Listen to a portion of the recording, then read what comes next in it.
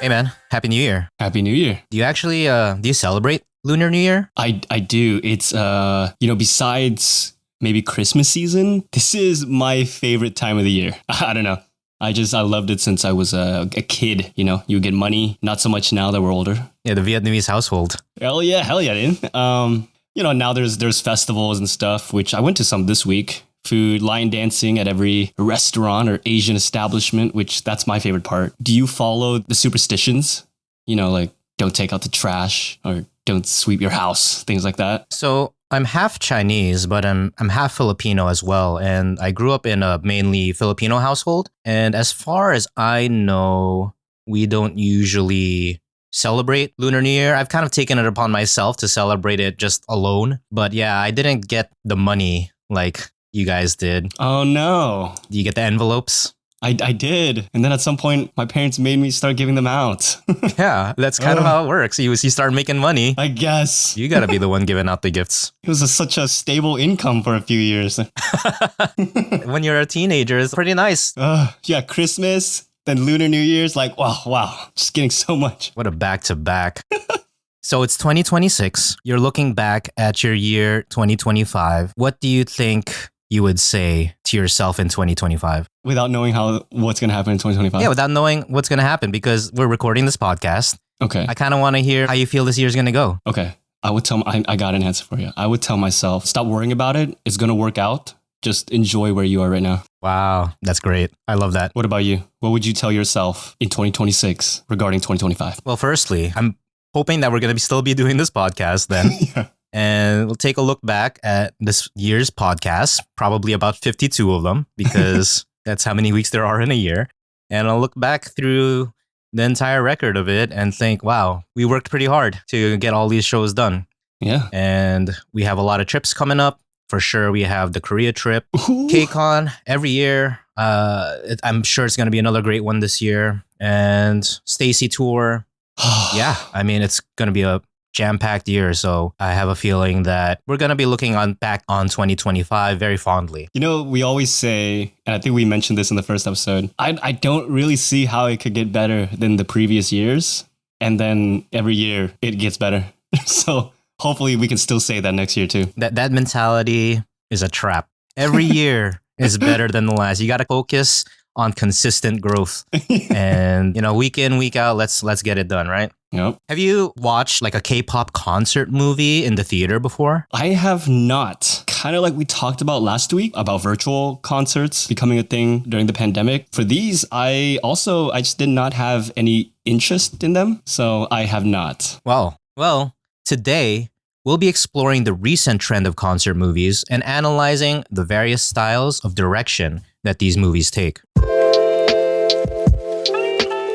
Welcome to Diaries of an MZ Generation, where we discuss Korean culture, music, and entertainment. This is episode 4. I'm Ellis Tan, and today is Friday, January 31st, 2025. As always, I'm joined by my co-host, Justin Lee. How are you doing today? Well, to tie it into K-pop, because it's Lunar New Year, we're getting an influx of hanbok photos from our favorite idols, so I'm doing amazing. How about you? Oh, yeah, it's definitely a good time seeing all the special content that the K-pop idols are producing for I love it. Seonal, or Lunar New Year. In Korea, they call it Seonal. And yeah, I mean, it's our 4th episode. This is going to be pretty much a full month of doing the podcast. Ooh, that's crazy. How are you feeling? It does not feel like a month, I'll tell you that. I mean, yeah, time is flying. I mean, personally, I feel like these are getting better.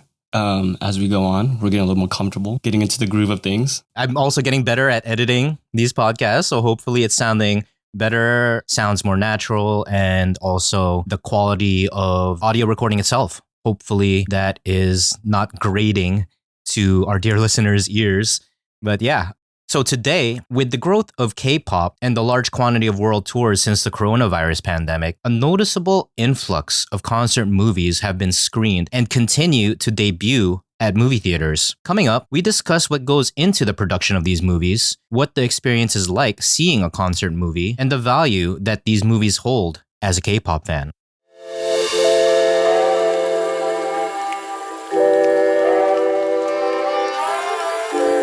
What is the first thing you think of when you hear the words world tour in cinemas? To Put it simply, I just imagine them showing the concert in theaters.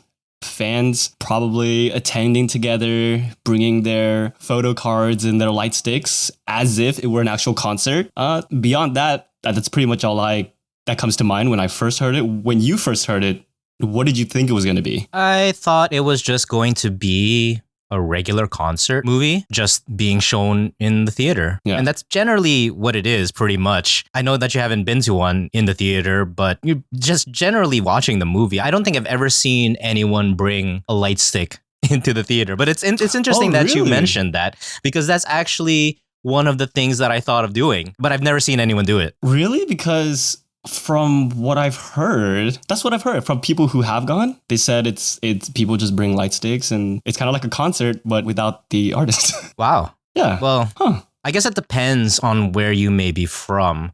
I know for the showings and screenings that I've seen in New York, I personally haven't seen a single light stick. See, that's the thing. I feel like you would be way more likely to see that kind of environment than me. Although I guess I haven't seen it. But. Well, that's interesting. Honestly, having a K-pop concert being played and screened at a cinema in the United States is a relatively novel phenomenon in recent years. Mm-hmm. Because, again, we've always talked about this. If you think back to the days when we started being K-pop fans, the thought of seeing a K-pop concert movie in the movie theater is so outlandish. I couldn't even imagine what that would have been like. I couldn't imagine seeing anything K-pop outside my house, let alone a movie theater. Exactly. But here we are. It's 2025 and there's dozens of these movies in theaters all the time. So that's why today I wanted to discuss these concert movies. But tell me, why haven't you watched a concert movie before? Well, my reason might be a little bit different than others who also don't watch that many concert movies. I think it's because besides K-pop, I'm also very passionate about film. I even went to film school. So there's never a shortage of movies that I'm trying or wanting to see. So I think when I am able to get out to a theater, my priority is to watch one of those movies rather than a K-pop concert on screen. And you also have to keep in mind a huge part of the rest of my day or week is dedicated to K-pop. So that's probably the main reasons, which is why I have to ask you, what is the appeal of watching a concert movie in theaters, especially for people like us who already see a lot of these concerts in person? Well, first of all, come on. K-pop is life. It is life. If you're not consumed by K-pop 24/7, 365 every waking hour, what kind of K-pop fan are you? That's true. I'm aghast. I reevaluate. I'm appalled. No, but in all seriousness, I completely understand why you may not have seen a concert movie in the theater before. You asked me, like, what's the appeal of them? Why would a fan go to see one of these shows? Yeah, like, you know, we've already seen the concert. It's in person. Like, what's gonna beat that, right? Well, I believe that a K-pop concert movie or concert movies in general really have a variety of appealing reasons why you would go to see them. Firstly, if you're a fan of the artist, getting to see them again, it's just another joy being a K-pop fan or being a fan of the artist. You got me there. So a couple of years ago, a couple of big Western artists, you may have heard of them, Taylor Swift and Beyonce, came out with concert movies, and I went to go watch those, and they were amazing movies. There were so many fans in the theater, and regardless of whether you had seen it in concert live in person or you haven't, I think if you're a fan of those artists, it just makes sense to go see it in the theater. If Stacy had a concert movie in the theater, would you not go? Okay, I mean, that's a little different, all right? Absolutely, I would go. See? Exactly. So you look back and not only is it meant for people who are just fans of these artists, but let's say you attended the show and you want to relive it. It's a great way to relive the experience, especially for people who go to the concert. And if it's generally these type of concerts are shot and filmed at an arena or a stadium. And if you are a big fan of the artist, if you have a really nice seat, you don't always have the best view of the performance. Yeah. So I know for K-pop, a lot of times they have in these large arenas and stadiums, they have the main stage and then they have the thrust stage.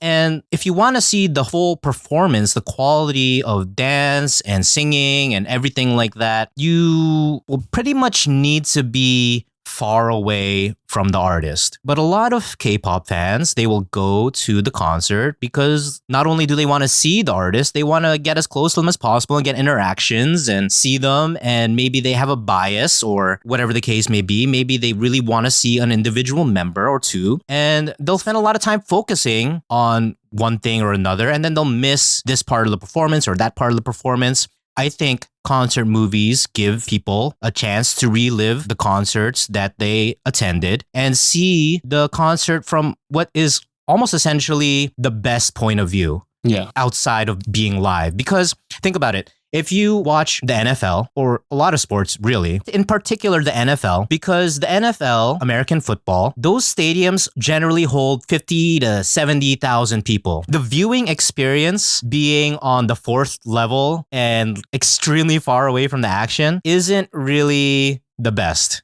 to say the least, right? Yeah. But you go there because you want to support your team, you want to be part of the environment, you want to be part of the crowd, and it's a good time. It's a day out or a night out. Yeah. But as a viewer of the sport, watching it on TV is vastly superior to being there in person if you actually want to see the action. That makes a lot of sense because I think, let's say the Super Bowl, for example, not everyone can go to the Super Bowl, but I think it's also fun when you go out into, I don't know, let's say a bar or something where everyone's watching the Super Bowl together. It's kind of the same thing as watching that concert movie, right? All the fans in one spot. You guys are watching it on a screen, but the energy and everything is still there. Yeah, exactly. And a lot of times these artists will tour, but they may not go to your specific city, or maybe the tickets sold out, or maybe it was just too expensive. There's a lot of reasons why a fan may not be able to go to the actual concert, but to watch the concert movie in the theater, it costs $10 to $30 depending on the type of screening that you attend, your geographic location. So it's a much lower cost of entry. Yeah. I thought of another potential reason, maybe why I haven't watched some of these concerts. I'll use 17, for example. I haven't had an opportunity to attend a 17 concert yet. And so I think part of my mind wants the first time to be in person before I go watch it, relive it on a screen. Does that make sense? I guess it could make sense. It doesn't make sense to me because I think they're totally separate experiences. They are. But if a movie's about to come out and I haven't read the book, I'll probably stay away from the book. I'm that kind of person too, I guess. So that's probably why I think like that. Yeah, I mean, it could depend on the individual, right? So every person's different. Some people, they need to read the source material first, or some people don't even want to read. They don't even want to touch the source material. I guess I can kind of see, there's different points of view when it comes to this. But not only are we talking about the movie theater experience, but also the other thing about watching a K-pop concert movie in the movie theater is you get to see the concert on this massive screen and you get the audio quality that a theater can produce, right? Yeah. Generally speaking, most people's homes don't have a 100-foot screen or a 30-foot screen, right? Yeah. You may have the great audio system, but it's a great way to experience the concert with fans in an environment where it's a little bit more casual, a little bit more chill, and you get to, again, experience the performance the way that it was meant to be consumed. Also, I think it has a little bit to do with vanity for the artists and the people who put these shows together. They get a beautifully put together and produced record of the hard work that they did to put together this amazing tour. So I think there's a lot of appeal for not just the K-pop fans. It also is appealing to have, for the artists and for the companies, the people who work on the tour. There's so many people when you go through the credits that work so hard to put this tour together. And I think it's great that they are able to have a record of this production. No, you're right. That is true, because when we go to a concert, it's over, it's on our phones and everything like that. But that doesn't truly showcase the hard work that was put into that entire show. Right? From the crowd, the lighting, the sets, the VCRs, the outfits and everything like that. And now they put together this thing that showcases exactly that everyone's hard work in a way they wanted it to be shown. I mean, I definitely see why these exist. Yeah, and lastly, I think just real simple, it's a great way for newer fans or casual fans to be able to experience the K-pop concert or K-pop concert tour production at a very low cost of entry. We talked about cost a little bit earlier, but also it's not just for hardcore fans of the group, but it's also for casual fans, I believe, as well. That's so true, because I'm always telling people who aren't that into K-pop or at all, I always tell them, you got to come to a concert with me, because a K-pop concert specifically, it's nothing like you've ever experienced. It's not like, because, some of these people have been to Western artist concerts. So I'm like, it's not that experience at all. It's the fans and totally different, the vibe and the energy, even before the concert. Part of the reason I love going to concerts is the feeling beforehand. So I think, and now you put it like that, I feel like a concert movie is maybe a good gateway drug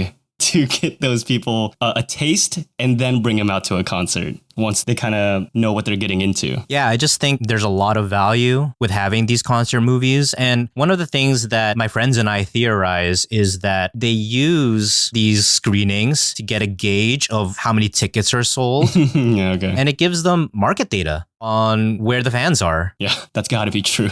Right? So it's not just appealing for fans, but it's also appealing for the companies. And I think if you want to support your favorite artists, you should definitely be checking out these concert movies. Oh, you're right. I feel that a lot of people are kind of like you, like, why would I see the concert movie when I've already seen it in person? Right? But I think there could be a little bit of, hey, there's a lot of fans here. We got to go back here, or we got to go here. Yeah. Right? So if you're in Arizona, Phoenix, Arizona, and you want an artist to go there, you got to get all you and your friends out to the movie theater. All the Arizonians. Exactly. You got to get them out there so that maybe your next favorite artist will show up in Arizona or Kentucky or Kansas City. Going back to the NFL. But yeah, there's typically 3 types of concert movies. As far as this is my personal categorization of how concert movies are typically done. And the first is the most simple type of production, where it is just from beginning to end, from front to back. It's just all performances. It's literally the exact same concert that you attended in person, and from the first song until the encore, and they just cut out the VCRs, or sometimes they even still leave the VCRs in there. Yeah. So that's number 1, performances only. Number 2 is the storytelling style, which is just a step up from performances only, where they just have songs in the concert. The storytelling style makes it a little bit more involved. They'll show fans, maybe they'll have little interviews, or maybe they will talk to the artist, and maybe the artist will have a little interview before or after. You'll get maybe some insight as to what the artist was thinking. Maybe in some cases, you will get information on how something happened before the concert actually started. You'll get some insight after the concert, but generally it's not much more than the performances only version of a concert movie. It's just a little bit more narrative thrown in there. And finally, which is my personal favorite, is documentary style, where you not only get to see the clips of the performances from the tour, but you also get a behind the scenes look at the production of the concert. And you'll get a lot of insight as to why they do a certain thing, why the set list was this way, why the lighting was handled in this manner, the props and what went into the process of producing said props. So that's my favorite style of concert movies. So obviously the differences in these movies will generally be dependent upon, I think the number 1 factor is cost. Right? Yeah. Because the more involved the production becomes, the more it's going to cost. If you are just throwing something together as far as, hey, let's just show them all the performances, you don't really need to hire many more people for that. Right? Yeah. You have the camera people. They're probably renting cameras. So they have to get the cameras. They have to get the staff. They may need an additional director for this. They're obviously going to need people to edit this together. But generally speaking, you've already put together the concert tour itself. So that's already a cost that was going to be happening anyway. You're just adding a little bit more to get this video out there, to produce this DVD or Blu-ray, and then get it on the theaters as well. But it is still quite a bit more cost, right? Yeah. For the narrative storytelling type of concert video, you're going to need to set aside time for the artists, and that's more work for the artists. You will need to specifically hire people to go out there. If you're going to be doing fan interviews, it's definitely a lot more cameras. Yeah. Because if you want to have all these different angles and you need to do the storytelling, you can't just show just the typical performances, right? And then the documentary style, you're just going to need a lot more people, right? Because you need to have a storyboarder, you need to figure out how you're going to present this documentary. You're going to be needing to film people during the entire process of the production of the concert. Just a lot more man hours, a lot more time. Obviously, it's going to be a lot more editing. So when it comes down to it, it's generally just cost is what differentiates, in my opinion, the various types of concert movies that we get.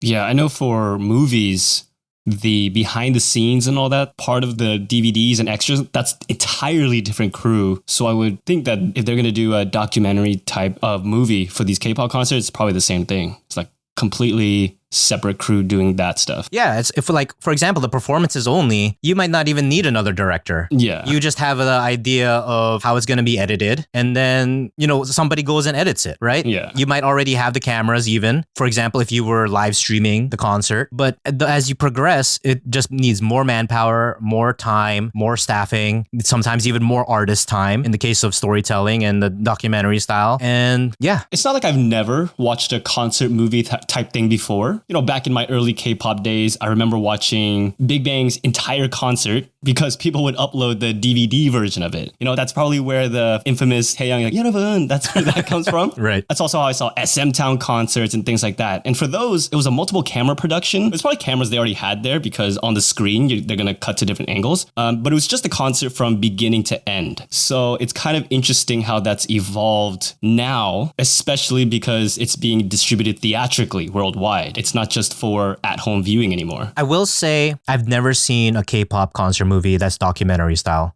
The only concert movie that I've seen documentary style is the Beyonce concert movie, which is probably my favorite concert movie. Oh, okay. The Taylor Swift movie was actually performance style. I don't actually remember much storytelling in that movie at all. But my first K-pop merchandise that I actually own, I still have it today, is throwback to a mention in episode 1. I have a concert DVD for Pinkle. Yes. That was my first K-pop merchandise or goods that I ever purchased in my life. And I still have it to this day. It was very difficult to experience K-pop in the first gen and even in the second gen. Yeah. Concert DVDs were kind of the only way to experience these performances, these special performances that they put on. So would you say that was the concert just from beginning to end? Were there any kind of extras or anything like that on the DVD itself? To be honest, I haven't really watched the DVD in a long time. Okay. I do have it, but I haven't watched it. But I remember it pretty much just performances.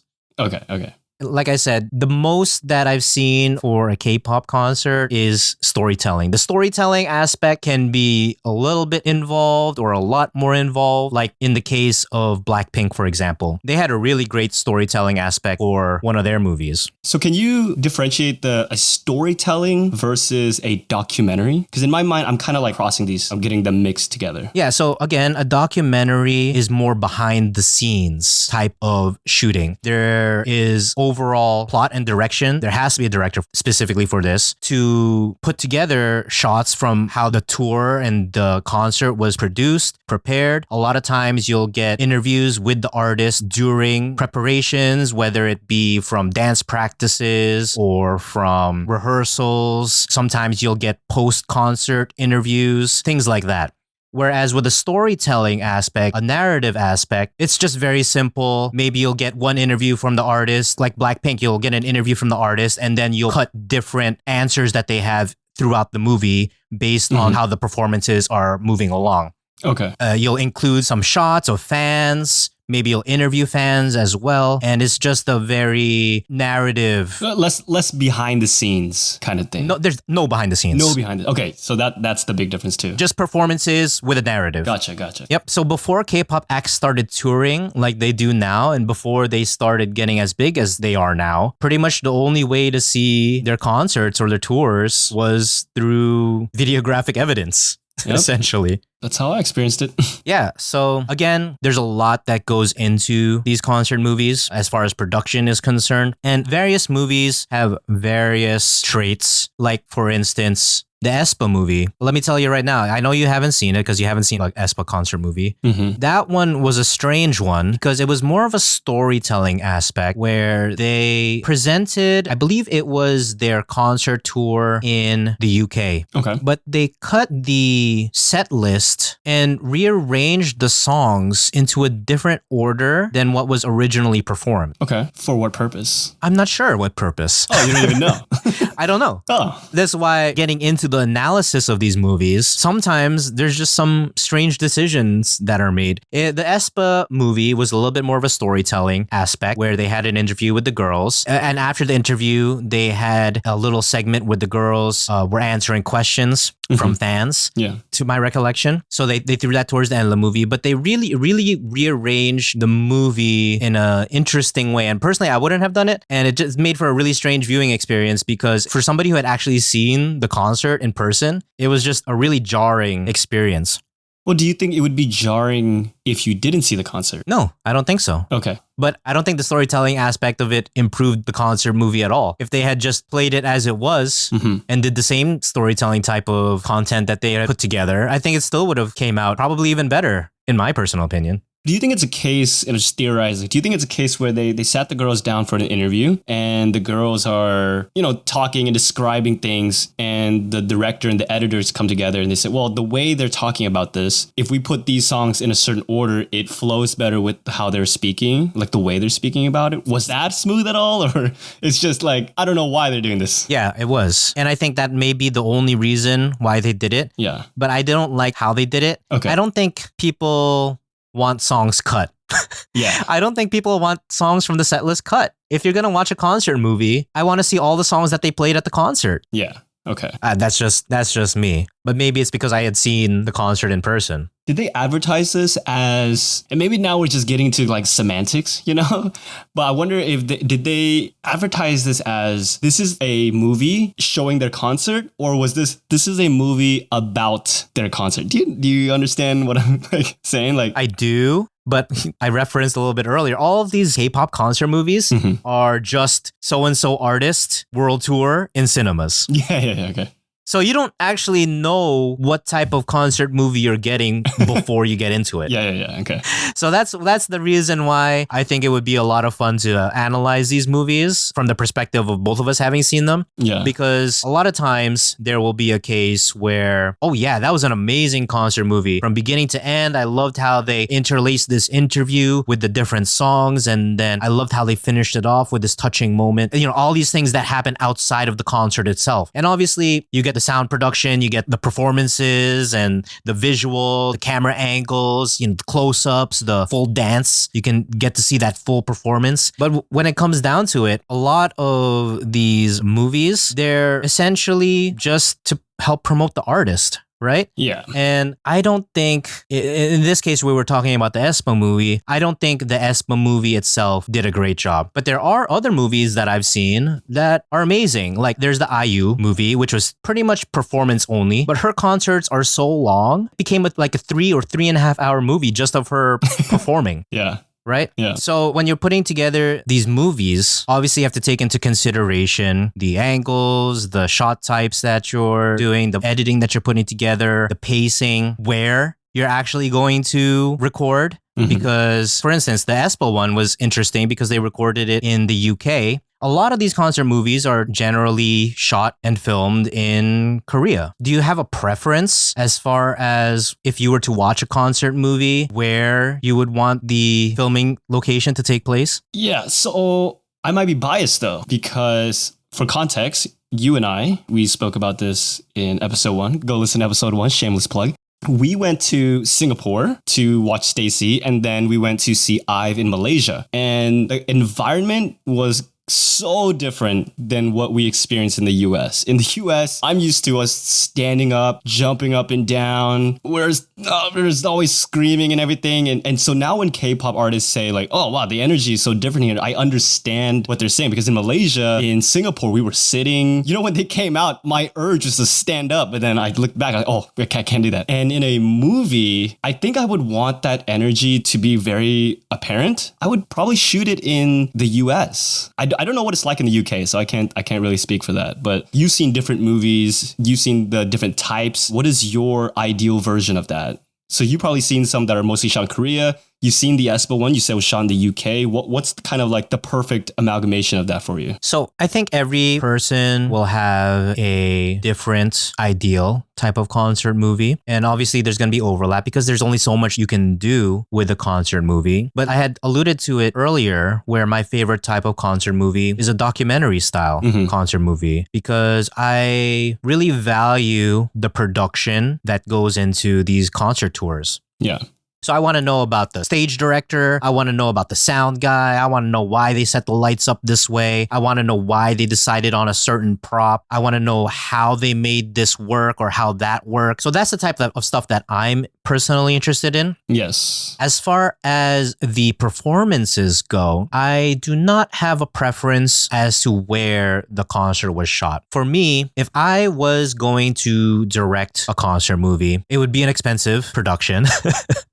Because my ideal type of concert movie will involve recording at every stop that has the same layout as the tour. Sometimes the layout will change a little bit. Sometimes the stadium, the arena may change a little bit. But for the most part, the way that the cameras are shot to present the artists on the digital screens, that's generally the same, right? Yeah. So for me, what I would do is I would take all of these performances from across the world, wherever they may be. Maybe it might not be every stop, but it'll be a lot of stops. And the big reason why is because some nights this might be better. Yep. Some nights that might be better. But as a viewer, the thing that interests me the most about these performances is how they perform them. In what outfits were they performing these songs in? Because when I go on a concert tour, one of the things that I'm most curious about is what was different at one stop versus another. Yeah. What outfit we're wearing in Seattle? What song did they perform in San Antonio? Maybe I only went to New York and those were the things that I didn't get to see outside of like viral fan cam videos, for example. So if it was me producing these types of concert movies, what I would do is I would try to interlace as much interesting and unique moments in a type of stage mix cut. For anyone who's ever watched YouTube stage mixes, what they will do is they will take all the various performances from all these different music shows and they'll cut it into one performance of the song, but you'll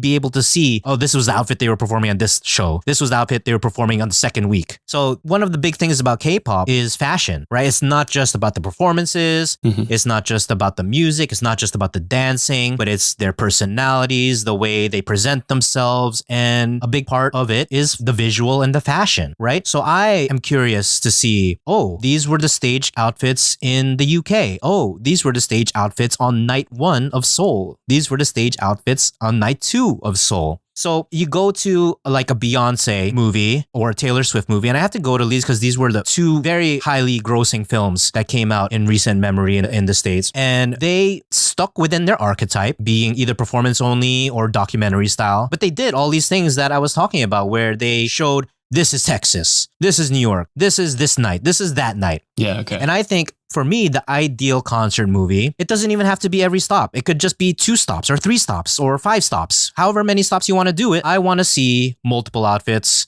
I want to see stage mixes. And if possible, I want to see behind the scenes. And I want to see that interview, that narrative as well, where they talk about the concert after the fact. That's how I would produce a concert movie. It probably would well exceed the budget of the actual concert itself. I don't know about that. It would be a high production.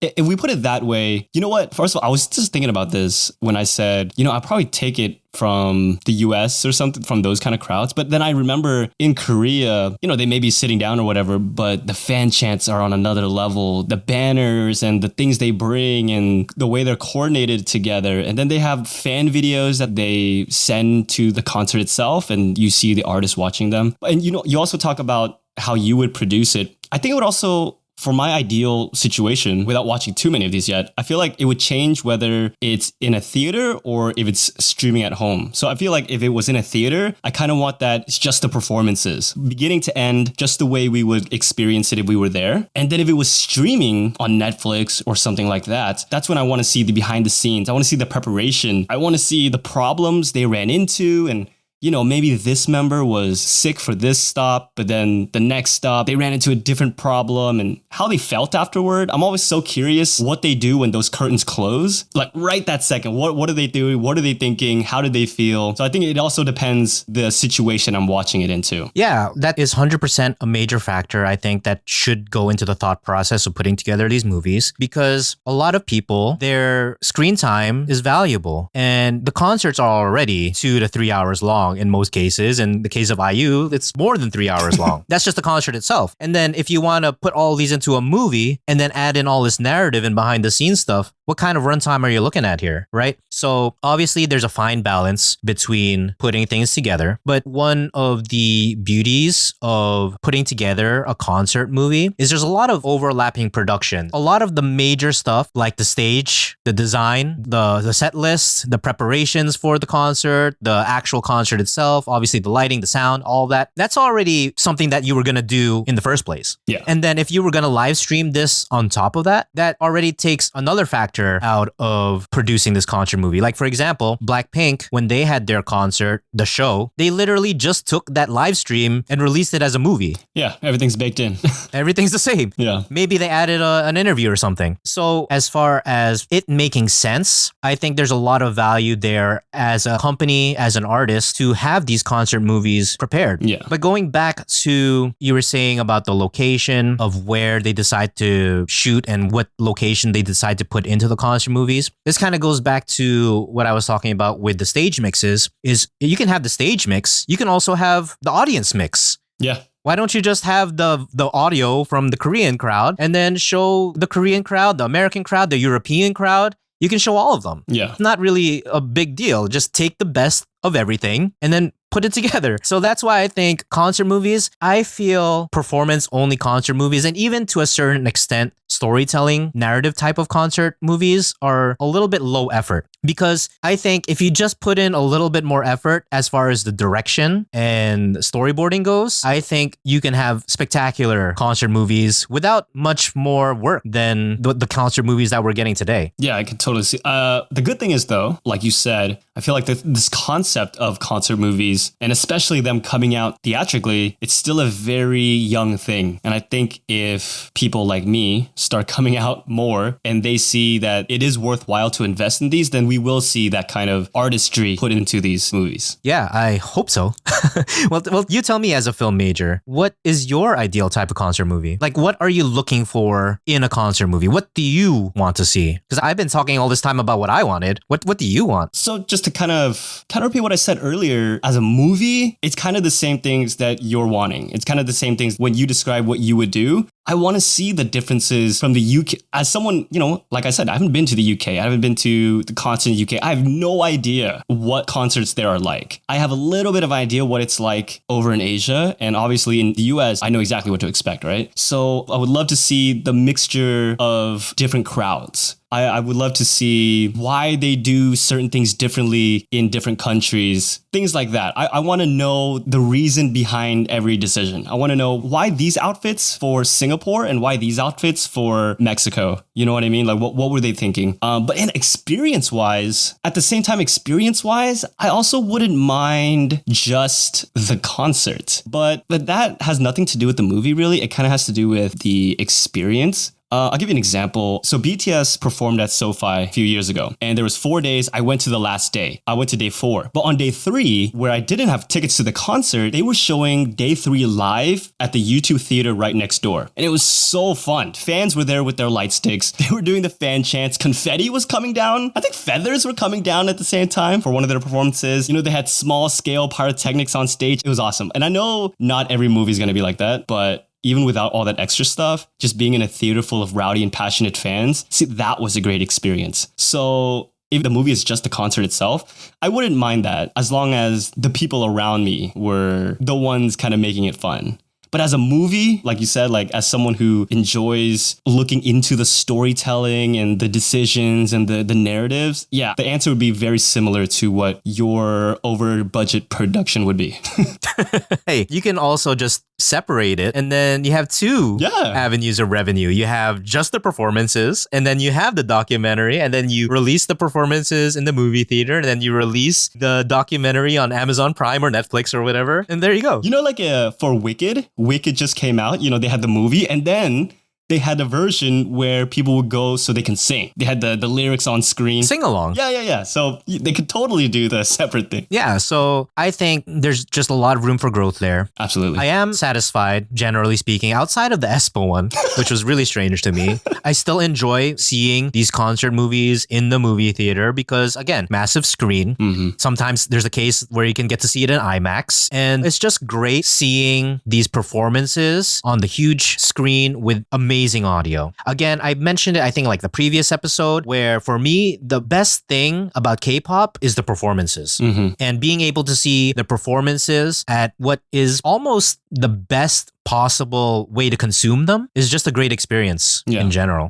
So there is actually a few ways to attend a screening for a concert movie. And there's the general screening, which is just the standard audio visual that you would watch any regular movie in. Okay. But they also have what is the IMAX or sometimes Dolby if you are an AMC moviegoer in the US. In the case of Regal Cinemas, they have the Screen X and the 4DX, where they have the rocking chairs and they'll spray water on you. I went to the Idol concert. I saw it in 4DX. It was my first concert viewing experience in 4DX. They do that for the K-pop ones? Yeah, and they had the rocking chairs and they had I couldn't tell if it was water, but it looked like there was water coming from the ceiling. There was fake snow or bubbles or something during some parts. Well, wait, hold on. I gotta go. They had air blowing in your face and behind you. Okay, sold. But yeah, that's what sells you. Okay. The snow, dude. But I will say, generally speaking, I prefer the best audio and the best visual. I think the 4DX is a little bit of a gimmick. Yeah. But hey, if that gets you out to the theater, that gets you out to the theater. So the screening that I saw actually didn't have the screens on the sides, but apparently there is a Screen X version that Regal Cinemas does where they have screens on the side and it increases the range of view. Okay. I'm not exactly sure how that works, but there are different types of screenings. And again, I mentioned earlier, it's ranging from usually like $15 to $20 all the way up to $30 if you have the time. You have $15-20, you can go to the movie theater, watch a K-pop concert. I think it's a great value. All right, well, that concludes our discussion on the K-pop concert movie experience for now. Let's move on to our segment, 10 years ago today in K-pop.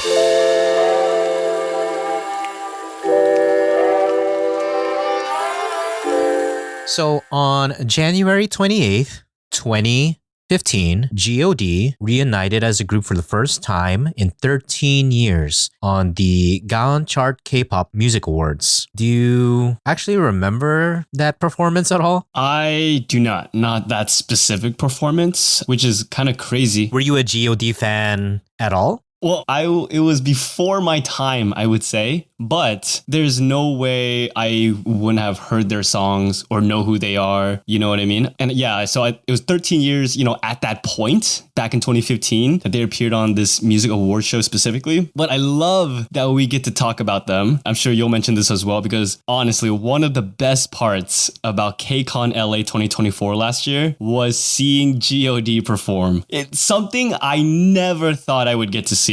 There was no way I was ever going to get to see g.o.d perform live or at all, see them at all. And they were announced for KCON and it was so cool. After seeing all the current and new artists performing on that big stage, and then g.o.d comes out, and I say this in a very loving and playful way, they showed the youngins how it was done, man. Their music, their style, their performance, you could tell how different it was from everyone else that night. How much K-pop has changed since they were more active on stage. But the cool part was the audience that on that day, they ate it up. All these fans who most likely probably couldn't even name two people on that stage. They were on their feet, they were waving their arms, and not just out of respect, but they were genuinely having a good time because G.O.D had that aura on stage, as the kids would say. Their vocals were unbelievable. They made it seem effortless. I was so happy I got to experience it, and I was happy at the response and the love they received too. It's unforgettable. You were in K-pop before me, and you said you had that Finkel DVD, so I'm sure you were a G.O.D fan as well. How did you feel about this? Hold up. As the kids would say? As the kids would say, the aura. I'm not really sure. Maybe they'd say something about skibbity toilets.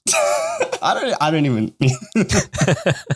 As far as G.O.D is concerned, when I was growing up, G.O.D was pretty much as big as could be. G.O.D was JYP Entertainment's first boy group. Mm-hmm. And first gen, there was a lot of rough patches when it came to first gen. But one thing that was not rough was the quality of music that JYP Entertainment and JYP would produce and G.O.D would come out with. And G.O.D has some of the greatest classic hits of K-pop of all time. Of all time, I'm telling you. So for me, G.O.D was, as a first gen fan, seeing G.O.D was nothing short of a fantasy. Yeah. But for some reason, KCON within the last few years has decided, hey, we're going to bring back at least one older artist. Yeah. I'll say older. Classic. One artist from a previous generation. So one year it was Rain. Yeah. Which Right. was very middling in my personal opinion. I did not think he did a good job. Oh, really? Okay. As much of a Rain fan I was, I actually went to go see Rain during his tour in the US. So I am a Rain fan, but I did not enjoy his KCON performance.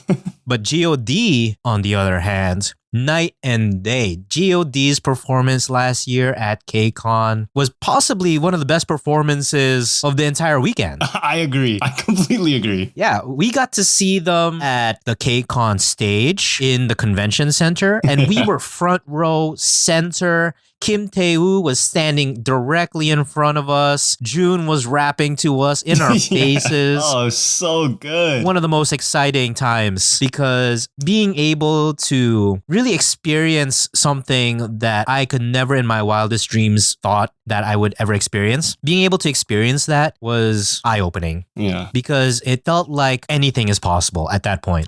Obviously, G.O.D was also on the M Countdown stage. Mm-hmm. They killed it there too. Like Justin was saying, everybody was really hyped for them. They had a sing-along period. You can actually catch last year's KCON on the CW app. They performed on night 2. Definitely recommend you to check it out. But yeah, do you have anything else to add? No, I would just keep repeating the same thing, but it was so good. I went in there thinking, oh, I'm happy that I get to at least experience them once. And I came out, like you said, one of the best of the weekend. So yeah, that was our discussion on G.O.D. It happened 10 years ago today, or this week, January 28th in 2015. G.O.D reunited for the first time as a group in 13 years at the time for a music award performance. But last year, they had come back for what I believe was their 25th anniversary, and we got to see them. And this was just essentially a vehicle for us to discuss G.O.D a little bit because it was a really great performance by them. Another thing that happened 10 years ago today on January 29th was the airing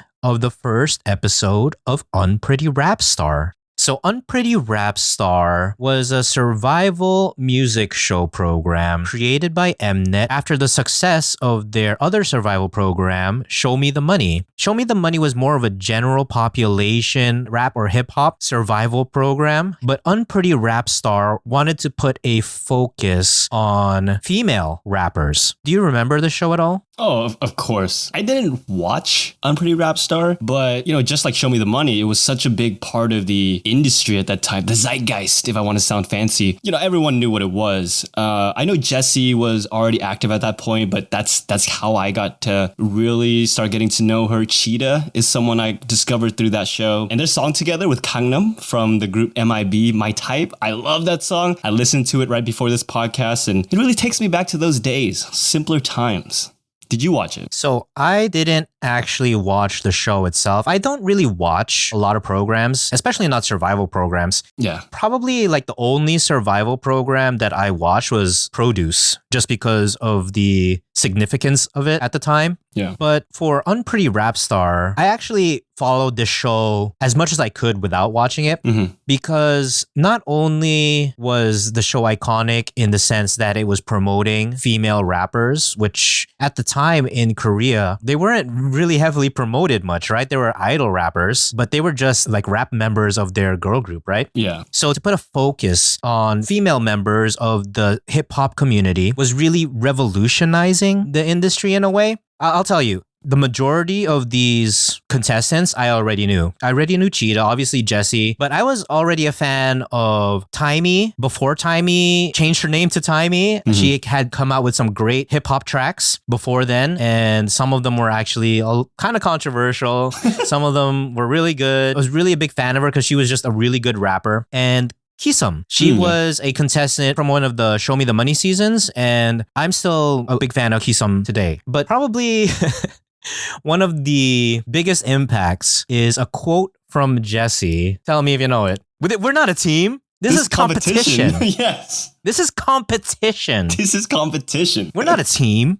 So this iconic meme and iconic line originated from Unpretty Rapstar. That's probably one of the greatest impacts from the show. The show itself would end up leading into a few more seasons, some very interesting contestants. It was controversial in some ways. It felt like they wanted to add some idol members. Regardless of like the controversy, I think the people who actually competed in the show really did a good job as far as showcasing their skills, at least based on what I saw of the show, like clips here and there. No, yeah, I do appreciate that this existed because I feel like when you say rapper and girl groups or whatever, people might not take it seriously just because a lot of people have the perception, you know, these rap parts are just kind of thrown into the songs and they'll have a member just do the rap. I remember one time, you know, GOT7's Jackson is like, I rap, but I'm not a rapper. You know, he's trying to give a little more respect to that term. And I love that this show showcased these female artists that do take that seriously. They do take the genre seriously and they take their art very seriously. And this was an avenue for them to showcase that. Yeah, 10 years ago today, the first episode of Unpretty Rapstar aired on television. Really iconic, honestly. Yes. That was a good callback for today's 10 years ago today. The last thing I wanted to talk about for 10 years ago today was actually something that happens a few days later, but technically it's the end of this week, which was February 2nd. It was revealed or confirmed that the singer Gummy and actor Jo Jung-suk was in a relationship. Do you know either of these people? Because this was actually really big news at the time. You know what's crazy? I do know these people. I know Jo Jung-suk. I especially... I don't think that's crazy because they're big.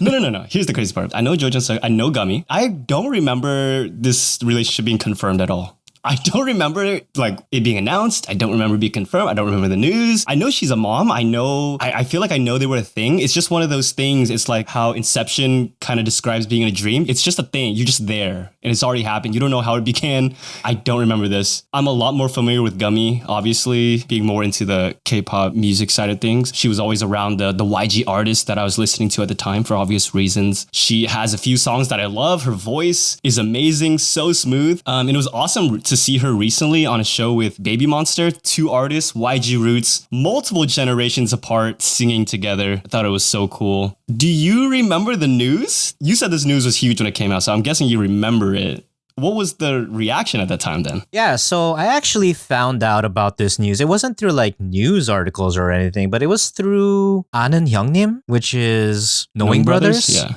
So at the time, that show was really big. And I believe either Jo Jung-suk or Gummy were guests on the show, or maybe even both of them. I can't really remember. You mentioned earlier, but Gummy started with the YG. So that's kind of where she had her base fandom. But when she sang the OST for a little drama called Goblin. Little drama. Or Dokkebi. Yeah, little drama. she blew up internationally. Do you remember that? Absolutely, yep. So Jo Jung-suk is actually my favorite male Korean actor. Oh, really? Yeah, he's my favorite male Korean actor, and I really enjoy all the work that he's been in. Most recently, I was a big fan of Hospital Playlist. Yes. I don't know if you've seen that, but some of the other big ones that he's been in were Oh My Ghost with Park Bo-young. He was in a movie called Architecture 101. I think that was his first movie. And he has a really iconic scene where he's rubbing his hands together to symbolize French kissing, I think it was.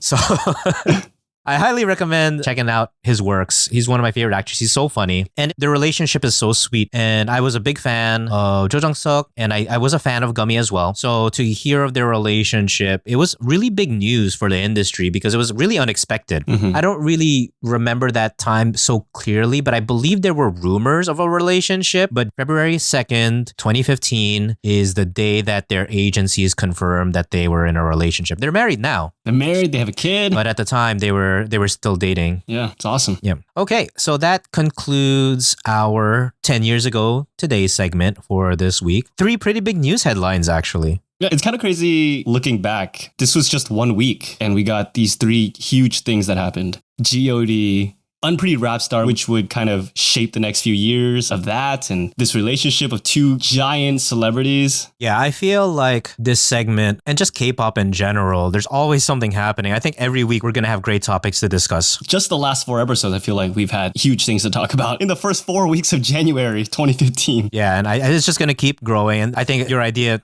just amazing. Love it. 10 years ago today in K-pop. So today we discussed the concert movie experience, in particular K-pop concert movies at the theater. What's your takeaway from today's discussion? It's really interesting to hear how the concert movies have evolved in such little time. I mean, we talked about them being DVDs in the past, like way in the past, but that was more of a very low maintenance kind of, they basically already got this shot. And so they kind of packaged it in a DVD and sold it. And now it's more of a little more behind the scenes, or now they're cutting it different ways. And I feel like I do need to get out and see one of these to really understand where things are going. So you're saying specifically the theater, you'd go to a concert movie in the future? Oh, 100%. And you're talking about the aespa one, and you were saying how, oh man, it was kind of jarring and the way they cut it. And you want to talk about the shots that they chose and the way they're trying to tell the stories. And now, let's just like any regular movie, how deeply we go and have these discussions. I want to go out. I want to watch 1 or 2 of these, whichever one are coming to theaters. Let's see which one, you tell me which one are coming to theaters. Let's watch a couple. We can get back on the mic and let's dig into this and really dissect the differences. I would love to do that. Wow, I feel like I did a great job selling you. I think these K-pop companies, I think they need to hire me because I'm pretty sure I've sold not just you, but hopefully anyone who's listening to this podcast. If you haven't seen a K-pop concert movie or any concert movie in general, highly recommend you guys to get out there and check it out. Because honestly speaking, I go to these concert movies, and again, I've seen the Taylor Swift one, I've seen the Beyonce ones, and those were pretty packed. But when I go to a K-pop one, the attendance is actually generally pretty low, even over here in New York. And I don't know what it is specifically, because I do feel these K-pop concert movies have a lot to offer, and there are so few screenings. Maybe it's the timing, maybe it's the days, maybe it's the marketing, maybe people don't know about the specific movie being in the theater. And the way that they do it is they create this website, and I don't even know where they market it. I found out about a lot of these movies just from word of mouth, honestly, from people telling me, hey, this movie's coming out. So I don't think they actually do a really good job of marketing these movies, but they come out with this website and it's just the name of the movie. So-and-so something in cinemas, for example. And you go there and it'll show you all the screenings when you put in your geographic location. And generally speaking, they only have like 2 screenings, maybe one on a Wednesday, one on a Saturday, and that's it.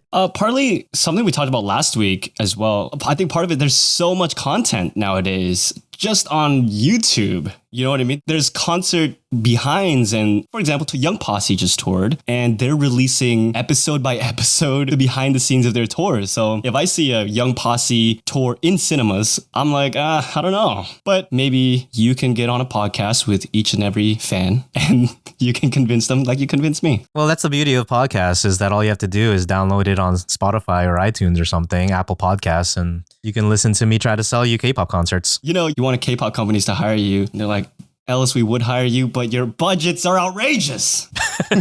Well, let me tell you, I think what would really get fans out to the concerts is if they produced exclusive concert movie photo cards. Oh, yeah. How about that idea? For sure. But they have to hand them out at the end. Yeah, at the ends. That's actually genius. But yeah, you guys, whoever's listening, JYP. Hey, that reminds me, because a long time ago, they had a Yu-Gi-Oh movie. And, everyone goes in, you get a random card. card in like a pack, and you open it. You can do that. Everyone gets a random card. They can trade, blah, blah, blah afterwards. Brilliant.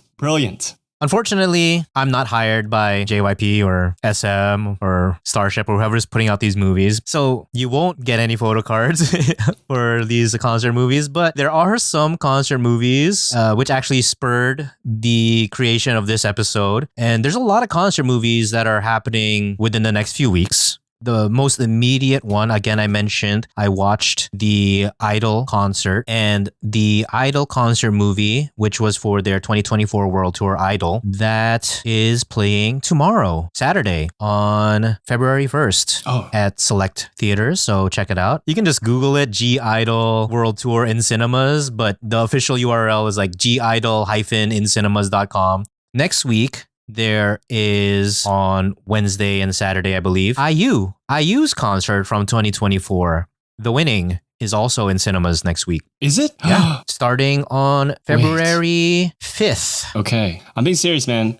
Let's catch some of these, and then we can do maybe a part 2, a follow-up to this one, where we dive a lot deeper into the specifics of this after I experience some. Yeah, so the URL for that one is, you guessed it, IU concert thewinning.com. So they don't actually have in cinemas. Oh. If it was me, I would have put IU concert The Winning in cinemas. No, I'm just joking.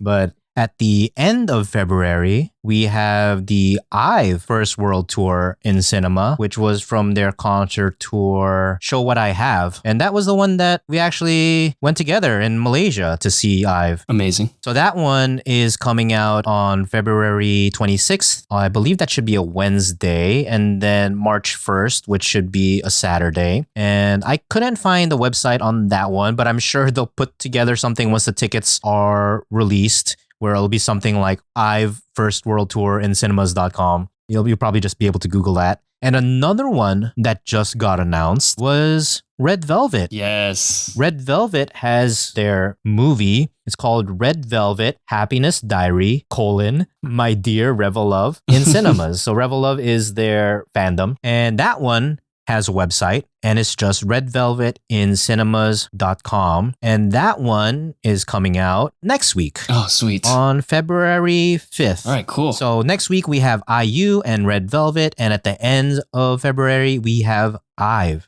And we also have Idol this week. So 4 concert movies back to back to back to almost back. I didn't realize they were so prevalent. Oh my God. Well, that's, again, like I said, the reason why we decided to have the discussion today on K-pop concert movies. Yeah. Again, I've watched a lot of concert movies. We discussed the Finkel concert movie. I watched the Blackpink ones. I watched the 17 one, aespa, BTS, IU, and now Idol. There's just so many concert movies. But out of all the ones that I've seen, even like way back in the day, back in my day, growing up watching these concert movies, I can say the best concert movie I've watched is not a K-pop one, but I would have to say Beyonce. They did the whole documentary thing. They did the city thing. They did the different outfits thing. Just love that film.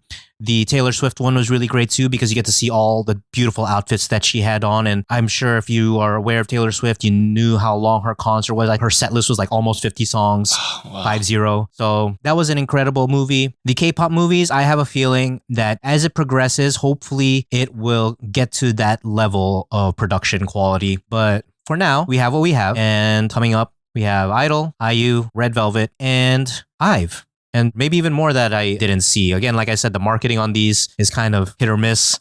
I don't really find out about them outside of like word of mouth. I don't know about you. I feel like it's the only reason is because we're so deep into just the world and the news and everything. That's the only reason. And honestly, I think the only reason I knew about, let's say, the Red Velvet one is because I'm subscribed to them on YouTube. And so the trailer popped up for me. You also sent it to me, but... There was a trailer? Yeah. Like a sponsored ad or? No, it's just on their channel. Oh. Oh, and actually, if you look at IVE's YouTube channel, which I'm also subscribed to, they also recently released a little 30-second teaser of their concert movie, IVE The First World Tour in cinema. So... Wow, I didn't even know. Yeah, it says February 26th, worldwide screenings, and then it says IVEincinema.com. Yeah, I think for the IVE one, I found out just by looking up all the concert movies. And the Idol one and the IU ones found out through word of mouth. Actually, all the K-pop movies I've seen in the last 2 years were from word of mouth. And the Red Velvet one, I think, was the only one that I saw on Instagram. Okay. Whether, I can't remember if it was the Red Velvet official Instagram or if it was a sponsored Instagram post. If you didn't know about these concert movies, now you know about them. If you're interested, check them out. Let us know what you think. All right. Well, my job is done. I was able to convince Justin to go to a K-pop concert movie in the theater, right? Oh, absolutely. You convinced me to go to more than one because I want to see the differences now. Yeah. Thanks for joining me as always. Happy New Year. Any final thoughts? No, just Happy New Year. And to tie this conversation back full circle, I hope we look back on this next Lunar New Year, 52 weeks from now, 52 episodes from now, and everything that we were looking forward to and everything we were hoping for 2025 comes to fruition. That's all for today, Friday, January 31st, 2025. This has been Diaries of an MZ Generation. It's hosted by Ellis Tan and Justin Lee. This is a production of Selective Hearing and is a part of the Selective Hearing network of podcasts, edited by Ellis Tan and Greg Abesamis. Thanks for listening. We'll catch you in the next one.